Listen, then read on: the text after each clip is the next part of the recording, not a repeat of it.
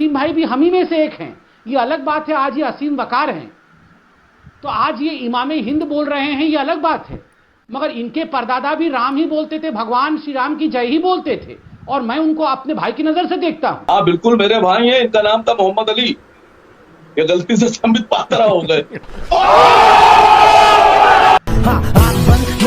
खोटा खोटा बात बंद बनना है तो बाप। अस्सलाम वालेकुम दोस्तों, कैसे हैं आप लोग। उम्मीद करता हूं अल्लाह की याद से आप लोग अच्छे होंगे। दोस्तों आज का वीडियो बहुत इंटरेस्टिंग होने वाला है। इसमें हम लोग देखेंगे किस तरह असीम वकार साहब जो MIM के प्रवक्ता हैं वो गोदी मीडिया और बीजेपी वालों को किस तरह से धोया है। तो देरी न करते हुए वीडियो को स्टार्ट करते हैं। वीडियो को पूरा देखिएगा, बहुत ही इंटरेस्टिंग वीडियो है। तीन भाई भी हम ही में से एक हैं। ये अलग बात है आज ये असीम वकार हैं, तो आज ये इमामे हिंद बोल रहे हैं, ये अलग बात है। मगर इनके परदादा भी राम ही बोलते थे, भगवान श्री राम की जय ही बोलते थे, और मैं उनको अपने भाई की नजर से देखता हूं। संबित पात्रा की बात का आपने जवाब नहीं दिया। किस बात का जवाब चाहते हैं? नहीं, संबित पात्रा ने कई सारी बातें बोली। उन्होंने बोला कि आप भी उनके भाई हैं और आप के पूर्वज भी श्री राम को प्रभु ही मानते होंगे। हाँ बिल्कुल मेरे भाई हैं। इनका नाम था मोहम्मद अली, ये गलती से संबित पात्रा हो गए। खोटा खोटा बात बंद बनना है तो बाप। मैंने एक बारी भी डिबेट के अंदर हिंदू शब्द का इस्तेमाल नहीं करा कि हिंदू वहां नहीं जा सकता। मैंने बोला पत्रकार वहां पर नहीं जा पा रहे, ये कहा मैंने। जा रहे हैं पत्रकार जा रहे हैं, मैक्से से अवार्डी पत्रकार जा रहे हैं, सरकारी पत्रकार नहीं जा रहे। जो सरकारी पत्रकार हैं वो नहीं जा रहे। मतलब आप कहते हैं कि मैं तुम्हें भड़वा कहता हूं, दलाल कहता हूं, और बताओ। थोड़ी मर्यादा रखिए। अगर पलट के मैं आपको 4 शब्द बोल दूं तो कैसा लगेगा?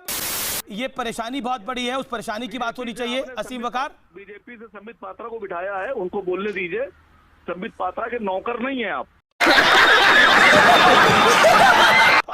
मर्यादित बात करिए। आप मर्यादित बात करिए। कौन किसका नौकर है मुझे नहीं पता। खटपट अमीश भाई मैं आ सकता हूं? खटपट आप बोलते होंगे और बोल रहे हैं खटपट खटपट खटपट खटपट खटपट खटपट खटपट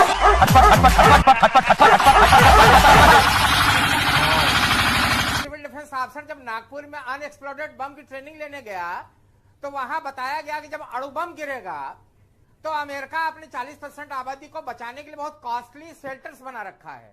हमने प्रश्न पूछा भारत कैसे बचेगा, तो उन्होंने उत्तर दिया कि आप खाई खोदिए, ऊपर बल्लियां रखिए, पत्ते रखिए और गाय का गोबर 1.5 फीट ऊपर लेयर लगा दीजिए तो आप रेडिएशन से बच जाएंगे। एटॉमिक अटैक से बचना है तो गाय का गोबर लीप तो लें। ये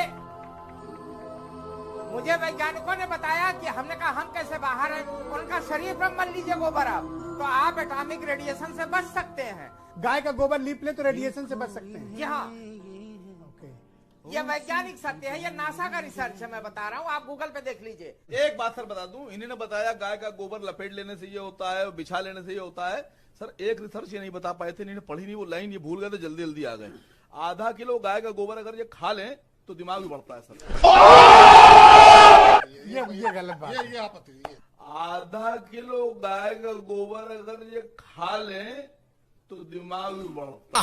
जेब में था चिल्लर, साथ वाले किल्लर, काम करे कांड वाले लाइव बेड़ा थ्रिलर। वकार साहब, असीम वकार साहब, मैं आपसे जानना चाहूंगा कि आप लखनऊ से हमारे साथ जुड़े हैं और संयोग की बात है कि उत्तर प्रदेश के मुख्यमंत्री योगी आदित्यनाथ ने कहा था कि भाई केजरीवाल ने तो हनुमान चालीसा पढ़ ली, अब ओवैसी भी पढ़ेंगे, तो मतलब आप भी लोग भी हनुमान चालीसा पढ़ने की तैयारी कर रहे हैं अपना वोट बैंक या बेस बढ़ाने के लिए। बताइए, ओवैसी जी पढ़ेंगे हनुमान चालीसा? सर 16 मिनट से सुन रहा था। बहुत शुक्रिया आपका कि आपने मुझे बुलाया और मैं आपके चैनल पर बैठकर। सर योगी जी ने यह बात कही थी चुनाव में जी कि अरविंद केजरीवाल ने तो पढ़ लिया, अब ओवैसी साहब पढ़ेंगे।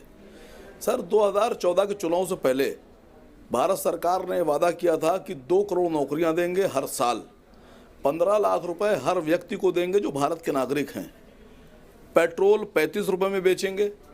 ये उन्हीं ने कहा था सर, मैं नहीं कह रहा हूँ। कहाँ वादा था सर उन्होंने कहा था कि जो नमक मिर्ची लगा दिए थोड़ा, खालिद भाई थोड़ी नमक मिर्ची लगा दी आपने। वकार असीम भाई थोड़ी नमक मिर्ची लगा दी आपने। चलेगा इतना चलेगा, ओवैसी जी की पार्टी से इतना चलेगा, कोई दिक्कत नहीं। सर मुझे बोल अरे मुझे बोलने दीजिए। बोलो सर मुझे बोलने दीजिए। बोलिए। सर मुझे बोलने दीजिए। मैं आपके चैनल पर गुजारिश कर रहा हूं और मैं आपसे निवेदन कर रहा हूं, दीपक चौरसिया जी, मेरी बात प्रधानमंत्री, गृह मंत्री और योगी जी तक पहुंचाइएगा। सर देश तक पहुंच रही है, मैं ट्वीट भी कर दूंगा आपकी बात असीम वकार जी, प्रधानमंत्री को टैग करके ट्वीट भी कर दूंगा। बोलिए आप। सुनिए सर, सुनिए, बोलने दीजिए। वो झूठी साची सब हाँ सुनिए 5 साल में 10 करोड़ नौकरियां हुई, आप दे दीजिए। 5 साल में आप देश की आधी आबादी को 15-15 लाख रुपए दे दीजिए। आप 30 रुपए में पेट्रोल बेच रहे हो, 35 रुपए में बेच दीजिए। आपने 300 सिलेंडर की बात की थी, आप 350 में दे दीजिए। मैं वादा कर रहा हूं, मैं हनुमान चालीसा पढ़ दूंगा। समझ में आया क्या? समझ में आया, मगज में आया। नहीं ओवैसी साहब का प्रॉमिस करिए। बता दूं आपसे, ओवैसी साहब का प्रॉमिस करिए। ओवैसी साहब पढ़ेंगे कि नहीं हनुमान चालीसा? योगी जी से कहिएगा आप। आसिम भाई ओवैसी साहब पढ़ेंगे नहीं? अगर आप कह दी जगह जाकर कि आसिम वकार ने कहा है, सुनिए सर, आप बोलते बहुत है, रिक्वेस्ट सर आप सुना कीजिए थोड़ा सा, तो अकल बढ़ेगी। अच्छा, अगर ये बातें जो मैंने कही है ये मोदी जी सर आपके साथ आपको मैं 24 घंटे लगातार सुन सकता हूं, अगर अकल बढ़ जाए तो। कुरान पढ़ना पड़े और ये सब देना पड़े, तो मैं समझता हूं कि योगी जी कुरान पढ़ना पसंद करेंगे, कुरान की आयतें पढ़ना पसंद करेंगे, लेकिन नौकरी देना पसंद नहीं करेंगे। अरे बाप रे, ये तो धोती खोल रहा है। अरे मोदी ने आपके गले में कुत्ते का पट्टा बांध दिया है। मोदी ने आपके गले में कुत्ते का पट्टा बांध दिया है, आप उसकी दुम घूमते रहे। हाँ, आँख बंद, नाक बंद, खोटा खोटा बात बंद, बनना है तो बाप। तो भाई जब हम मुगलों की डायनेस्टी के बारे में, इनके शासनकाल के बारे में और भारत में रहकर इन्होंने क्या किया क्या नहीं किया, उन तमाम चीजों के बारे में अपनी इतिहास की किताबों में पढ़ रहे हैं, तो अगर आरएसएस का इतिहास पढ़ा दिया जाएगा वारिस पठान, तो कौन सी आफत आ जाएगी? आरएसएस वो संगठन है जिसने देश की आजादी की लड़ाई में कोई हिस्सा नहीं लिया। ये ब्रिटिशरों की गुलामी करते थे, ये उनकी चमचागिरी करते थे। आजादी के बाद से लेके 52 बरस तक इन्होंने हमारे तिरंगे को अपने नागपुर के हेडक्वार्टर पे नहीं लहराया। वजह कि यह तिरंगा अपशुगन है, इनका शुगन था भगवा। इन्होंने कभी देश के लिए कुछ नहीं किया। इनका एक ही आइडियोलॉजी है, हिंदू राष्ट्र बनाना, हिंदुत्व को आगे फैलाना। तो अब ये हिस्ट्री में क्या बताएंगे? 1947 की पहले की हिस्ट्री बच्चों को पढ़ाना चाहते हैं कि हमारे देश के अंदर क्या हुआ, देश के हमारे महान जो नेता थे महात्मा गांधी, उनके साथ किसने क्या किया। नाथूराम गोडसे जो देश का सबसे बड़ा आतंकवादी है, उसने हमारे वारिस पठान को मतलब अगर ये आरएसएस वाले डर इस बात का है कि आरएसएस वाले इनको सिखाएंगे देश के किस तरह टुकड़े करना रिलीजन की बुनियाद के ऊपर, किस तरह से भगवा को आगे लाना, किस तरह से गौ रक्षकों को मॉब लिंचिंग सिखाना, किस तरह से देश के संविधान को नहीं मानना, किस तरह से गोलकर की जो आइडियोलॉजी थी उसको इंप्लीमेंट करना, ये सिखाया जाएगा जो हमारे देश की डेमोक्रेसी के लिए खराब है। सही पकड़े हैं मैं चलता हूँ, याद रखना, मैं अभी तक लॉ एंड ऑर्डर कानून का कभी उल्लंघन नहीं किया। ये लोग शरीफ लोग हैं, अपने यहाँ में 40 साल से रह रहे, इनको कोई परेशान नहीं करना। ये मस्जिद में हम लोग नमाज पढ़ रहे 40 साल से, मस्जिद को बंद करने की कोशिश नहीं करना, लाउड स्पीकर बंद करने की कोशिश नहीं करना, और ऐसा रात को जूता पहन के घुसने का। औरतों के घर में, औरतों के रूम में घुसा है, औरतों ने बोला है कोई घुसेगा। देखो हम लोग प्यार से बात करते हैं, हम लोग बहुत लॉ एंड ऑर्डर को मानने वाले लोग हैं, हम कायदे कानून में रह के बात करते हैं। लेकिन अगर हमारे साथ आप अन्याय करेंगे, जोर जबरदस्ती करेंगे, दादागिरी करेंगे, तो देशमुख साहब हम लोग की बात फिर छोड़ दो। सही बात है, जो कानून का फैसला होगा, हमारा फैसला होगा, हम खड़े रहेंगे। तुम्हारो गोली तुम्हारे में ताकत है, खाने को तैयार है हम लोग। बात सुनो, मस्जिद जैसा चल रही है चलने दो, लाउड स्पीकर जैसा चल रहा है चलने दो, 10 बजे तक परमिशन है अपने को सब। अगर कोई दादागिरी करने आता है अपन अपने हिसाब से बात करेंगे, मगर तुम लोग कायदा कानून को खराब नहीं करना।